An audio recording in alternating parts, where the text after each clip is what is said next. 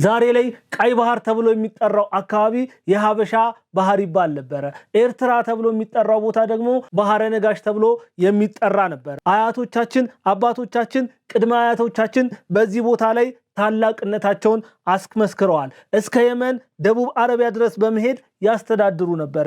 የዚህ ሁሉ ታላቅነታችን መነሻ የቀይ ባህርን መቆጣጠራችን ነው። ያ የትናንቱ የእኛነታችን መነሻ ነው። አሻራው አልጠፋም።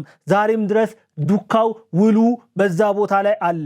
ውሉ የተቆጣጠረ ቢመስልም መፈታቱ አይቀርም። ትልቅ ነበርን፣ ወደ ትልቅነታችን ደግሞ እየተመለስን እንገኛለን። ወደ ትልቅነታችን የምንመለሰው ደግሞ ልክ እንደ ትናንቱ ቀይ ባህርን ይዘን ነው። የታሪክ ስንክሳሮችን ስናገላብጥ ብራናውን ገልጠን እውነታውን ስናፈላልግ ተከትቦ የምናገኘው የኢትዮጵያ ታሪክ የስልጣኔ ምንጭ የቀደምትነቷ ታሪክ መነሻ ቀይ ባህር እንደሆነ በሚገባ ይነግራናል።